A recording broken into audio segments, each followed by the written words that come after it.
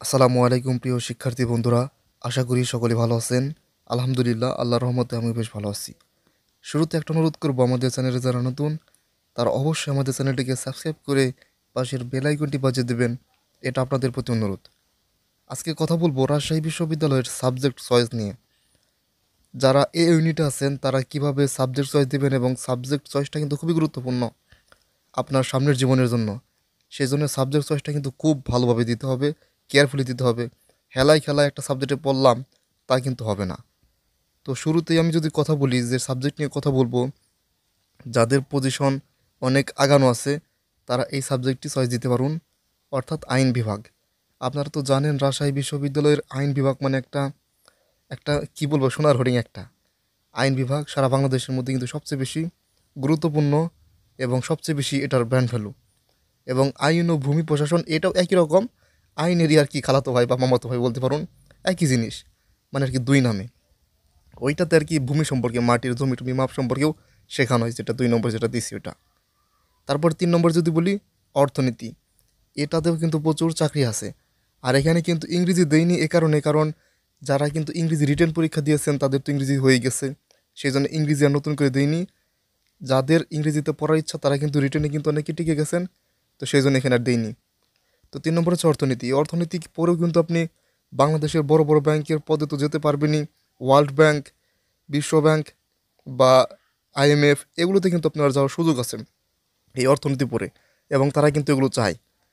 আরেকটা কথা বলে নেই, আর্টস থেকে কিন্তু যারা বিসিএসে যারা টার্গেট করেন তারা কিন্তু যেভাবে সাবজেক্ট চয়েস করবেন, তারপর থেকে অর্থনীতির পর থেকে দেখুন 4-এ রেখেছে হচ্ছে রাষ্ট্রবিজ্ঞান। রাষ্ট্রবিজ্ঞান কিন্তু খুবই গুরুত্বপূর্ণ একটা সাবজেক্ট, এবং এখানে সেশন জট অনেক কম, তো এটাতে ভর্তি হতে পারুন। তারপর হচ্ছে 5 নম্বরে রেখেছি আন্তর্জাতিক সম্পর্ক। এটা অনেক গুরুত্বপূর্ণ একটা সাবজেক্ট রাজশাহী বিশ্ববিদ্যালয় সহ সারা বাংলাদেশেই। এটারও ভ্যান ভ্যালু অনেক, এবং এখান থেকে স্কলারশিপ নিয়ে বিভিন্ন দেশে যায়। তাছাড়াও আপনি যদি বিসিএসে টিকুন, এখানে যদিও শিক্ষা ক্যাডার নেই তবুও কিন্তু রাষ্ট্রদূত, এবং আপনার যদি সামনের দিকে ক্যাটাগরি থাকে তাহলে কিন্তু আপনাকে অনেক বেশি কিন্তু টানবে। যদিও আমাদের দেশে একটু এটাকে মানে সেরকম বেশি চাকরি ভালো নাই, কিন্তু বাইরের দেশে কিন্তু প্রচুর আছে। তারপরে রেখেছি লোক প্রশাসন। এটা অনেক গুরুত্বপূর্ণ সাবজেক্ট, ওই আন্তর্জাতিক সম্পর্কের মতোই। শিক্ষা ক্যাডার নেই যদিও, তবু বিদেশে কিন্তু অনেক এটার ব্র্যান্ড ভ্যালু আছে, এবং স্কলারশিপ নিয়ে আপনি বিদেশে যেতে পারবেন। এরপরে রেখেছি সমাজবিজ্ঞান, তারপরে সমাজকর্ম। সমাজবিজ্ঞান আর সমাজকর্ম প্রায় একই রকমের সাবজেক্ট, এবং এগুলোতে কিন্তু শিক্ষা ক্যাডার আছে। শিক্ষা ক্যাডার আছে, আমি আগে বলে রাখি কোনগুলোতে আছে। যেগুলো কলেজে যেগুলো সাবজেক্টে পড়ানো হয়, কলেজে যেসব সাবজেক্ট আপনারা পড়েছেন সেই সব সাবজেক্টই হচ্ছে শিক্ষা ক্যাডার। আপনি কি পড়েছেন লোক প্রশাসন, আপনি কি পড়েছেন আন্তর্জাতিক সম্পর্ক, আপনি কি ইন্টারে থাকতে পড়েছেন এই সাংবাদিকতা বা এইসব সাবজেক্ট? পড়েননি। যেগুলো পড়েননি সেগুলোতে কোনো ধরনের ইয়া নাই, শিক্ষা ক্যাডার নাই, আর বাকিগুলোতে আছে। তারপর বাংলা, এখানে আপনারা অনেকে বলতে পারেন যে বাংলা কেন, মানে বাংলাকে কেন এত পিছনে রেখেছি। এখানে বাংলাতে একটু সেশন জোট আছে, বুঝছেন কি? তো আপনারা বাংলাকে আগেও রাখতে পারুন যদি পড়ার ইচ্ছা থাকে। তো সেশন জোট আপনারা মনে রাখবেন, মানবিক আসলে সাবজেক্ট কোনো আসলে ম্যাটার না, অর্থনীতি, আইন এবং ইংরেজি ব্যতীত।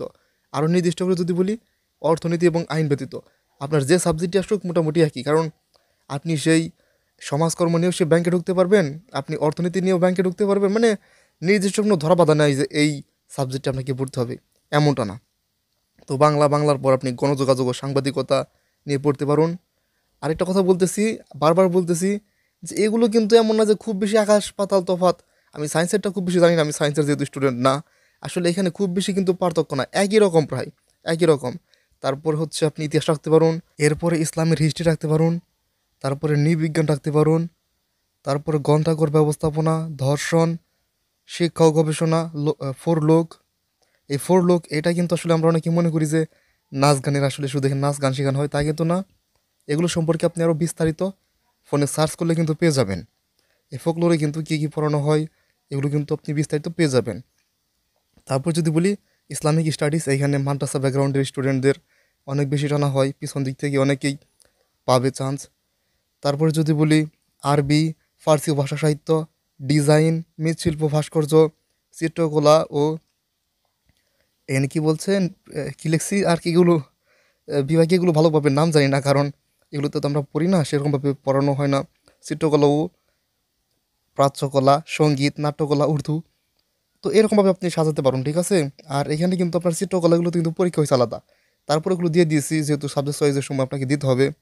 তো এরকমভাবে সাবজেক্ট চয়েস কিন্তু আপনি সাজাতে পারুন আপনার নিজের মতো করে। সর্বশেষ আবারও বলতেছি, এই যে আপনি যে ছক দেখতেছেন বা লিস্ট দেখতেছেন, এটা ভালোভাবে দেখে নিন এবং সাবজেক্ট চয়েস খুব সাবধানে দিবেন। কারণ এটার উপরে কিন্তু পরবর্তীতে আপনার কিন্তু যদি বিদেশে যাওয়ার ইচ্ছা থাকে তাহলে এইভাবে আপনি দিতে পারুন। আবার যদি দেশে থাকার ইচ্ছা থাকে আপনি ২-১টা উলটপালট করে দিতে পারুন। তো এটা আসলে মেন আসলে নিয়ম দেওয়ার। আর সেশন জোটটা খুব ভালোভাবে দেখবেন দেশের চাকরির ক্ষেত্রে। আপনি যদি দেশে চাকরি করতে চান, তো এইভাবে আপনি ইচ্ছা করলে সাবজেক্ট চয়েস লিস্ট সাজাতে পারুন। তো আজকে এতটুকু ছিল ভিডিও।